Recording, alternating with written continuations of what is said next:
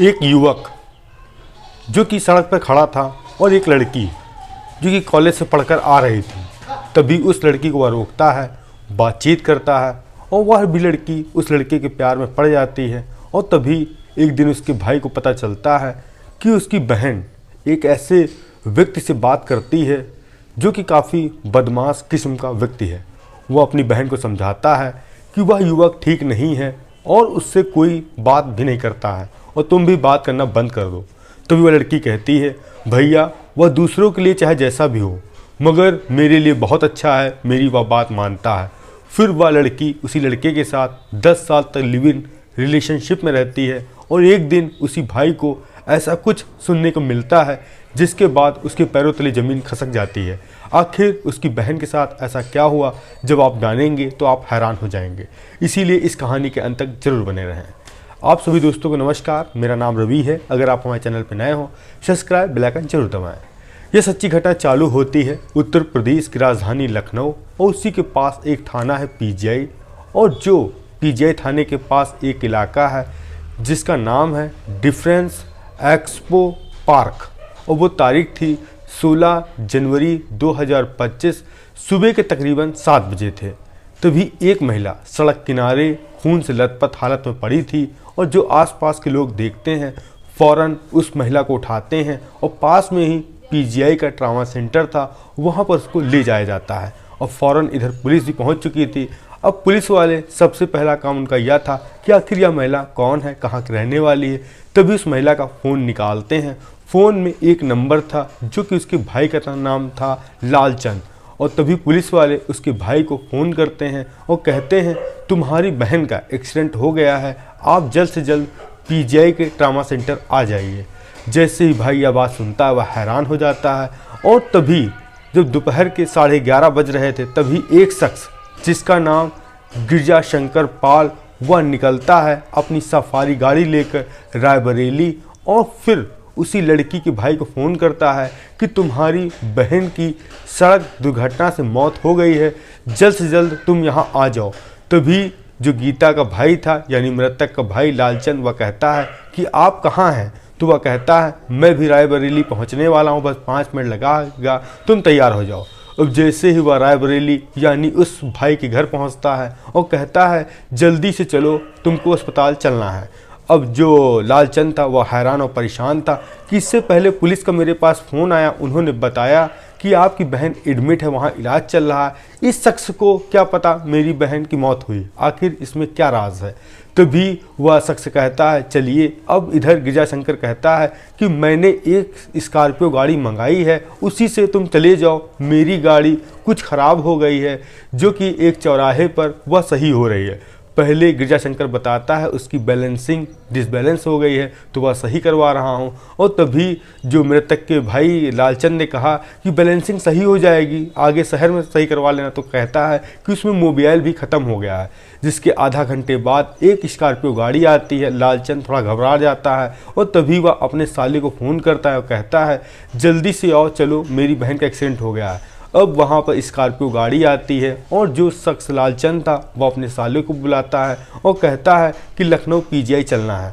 अब जैसे ही लालचंद गाड़ी में बैठता है और गिरजा शंकर से कहता है, तुम भी चलो। तो गिरजा शंकर कहता है कि मैं अभी थोड़ी देर में अपनी गाड़ी लेकर आ रहा हूँ। अब लालचंद अपने साले और एक ड्राइवर के साथ निकलते हैं पीजीआई। ये लोग पीजीआई पहुंचने ही वाले थे, तभी गिरजा शंकर दूसरी बार फ़ोन करता है यानी उस मृतक के भाई को और कहता है कि केजीएमयू मेडिकल कॉलेज पहुंचो, वहीं तुम्हारी बहन का पोस्टमार्टम होगा। जैसी ही वह बात यह सुनता है लालचंद, वह फ़ौरन गाड़ी मोड़ता है। कहाँ के लिए? केजीएमयू मेडिकल कॉलेज के लिए। अब जो मेडिकल कॉलेज आ चुका था, तभी जो स्कॉर्पियो में ड्राइवर गया था, तभी कहता है कि आप लोग उतर जाइए, मेरे को थोड़ा काम है, मैं अभी जा रहा हूँ। अब फ़ौरन ही वह गाड़ी से मृतक की मतलब भाई और उसके सालों को उतारता है, फ़ौरन गाड़ी लेकर चला आता है पीजीआई। पीजीआई में जो गिरजा शंकर पाल था वह अपनी सफारी गाड़ी वहीं खड़ी करता है और उसी स्कॉर्पियो गाड़ी में बैठता है, पहुंचता है मेडिकल कॉलेज। अब मेडिकल कॉलेज पहुंचता है तभी देखता है कि जो उसकी फ्रेंड थी यानी गीता थी, उसकी मौत हो गई है, उसका पोस्टमार्टम होने वाला है। और जो मृतक का भाई था यानी लालचंद, वह कहता है कि मेरी बहन के पास एक होंडा सिटी कार थी, वह कहाँ है। तभी गिरजाशंकर कहता है कि वह उसने बेच दी है। और फिर एक दिन गीता ने अपने भाई को बताया था कि उसके प्रेमी यानी यह गीता इस युवक के साथ लिविंग रिलेशनशिप में रहती थी। तभी अपने भाई को बताया था कि उसकी 1 करोड़ की पॉलिसी है जिसमें नॉमिनी गिरजाशंकर का है। तभी गिरजाशंकर से लालचंद पूछता है कि तुमने मेरी बहन को तो नहीं मारा। जैसे ही यह बात गिरजाशंकर सुनता है वो उसके हक्के पक्के गुल हो जाते हैं। वहाँ पुलिस फोर्स भी थी और तभी पुलिस वालों से लालचंद कहता है इन सब के पीछे यही मुख्य आरोपी है जो कि मेरी बहन का जिसने कत्ल किया है। अब फौरन पुलिस वाले उसको हिरासत में लेते हैं गिरजाशंकर पाल को और उससे पूछताछ करते हैं। तो वह पहले तो बताता है कि जो गीता है उसका किसी और से अफेयर था जिसके लिए हम लोगों के बीच आए दिन झगड़ा होता था और इसी बीच 17 तारीख को हम लोग साथ में निकले थे घूमने के लिए और जिसके कारण से दोनों में बहसबाजी हुई और इसके बाद वह गाड़ी उसके ऊपर मैंने चढ़ा दिया। अब जैसे ही यह बात लालचंद सुनता है वह हैरान और परेशान हो जाता है और तभी पुलिस वालों से कहता है कि मैंने आज से 10 साल पहले ही अपनी बहन को हिदायत दी थी कि यह व्यक्ति बहुत ही खराब है, इसके साथ ना रहो, मगर वह नहीं मानी।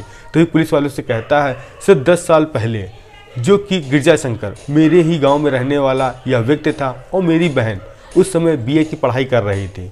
तभी वह स्कूल आने जाने के दौरान गिरजाशंकर उसको रोकता था, बातचीत करता था, दोनों में बातचीत होने लगी और तभी मुझे पता चला कि मेरी बहन गिरजाशंकर के प्यार में पागल हो गई है। तो मैंने उससे कहा कि वह व्यक्ति सही नहीं है, वह खराब आवृत्ति वाला व्यक्ति है। तभी मेरी बहन ने कहा वह दूसरों के लिए खराब होगा मगर मेरे लिए बहुत अच्छा है।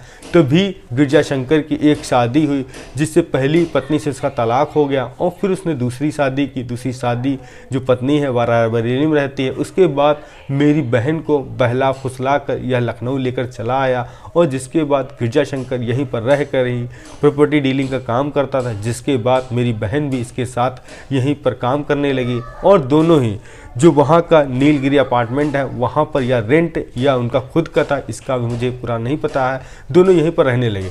कभी कदार मुझसे मेरी बहन बात भी करती थी और गिरजाशंकर पाल भी मेरे से बात किया करता था। तभी 17 तारीख को पता चलता है कि इसने मेरी बहन को मार दिया है और फिर इसने कॉल किया, जैसे कि पुलिस के पास मेरे पास पहला फ़ोन आया कि आपकी बहन का एक्सीडेंट हुआ है और फिर इसके आधे घंटे बाद गिरजाशंकर पाल ने किया फ़ोन कि तुम्हारी बहन की मौत हो गई। आखिर ये चीज़ इसको कैसे पता? साहब इसकी गाड़ी है, इसकी गाड़ी को देखिए कहाँ पर है। और जब यह रायबरेली पहुंचा तो इसने कहा कि मेरी गाड़ी का डिसबैलेंसिंग है। आखिर इसने मेरी बहन को उसी गाड़ी से टक्कर मारा है, इसीलिए उसकी मौत हुई। अब पुलिस ने उस व्यक्ति को हिरासत में ले लिया है, उससे और पूछताछ कर रही है। ऐसा तो नहीं और कोई व्यक्ति इसमें इन्वॉल्व है। और यहीं पर उस गीता का अंत हुआ जो कि 10 साल पहले अपने प्रेमी के साथ पूरे घर बार को छोड़कर उसके साथ आई थी सपने सजोने के लिए। और कहीं ना कहीं गीता अब उस पर दबाव डाल रही थी शादी करने के लिए और गिरजाशंकर इस चीज़ से बिल्कुल तैयार नहीं था। और कहा जाता है दोनों का पैसे को लेकर भी कुछ विवाद था जिसके कारण गिरजाशंकर ने अपनी लिविंग में रहने वाली प्रेमिका का कत्ल किया, वो भी गाड़ी से। आपको कुछ भी सुझाव हो तो कमेंट के माध्यम जरूर दे सकते हैं। मिलते हैं नई कहानी नई शुरुआत के साथ। जय हिंद, जय भारत।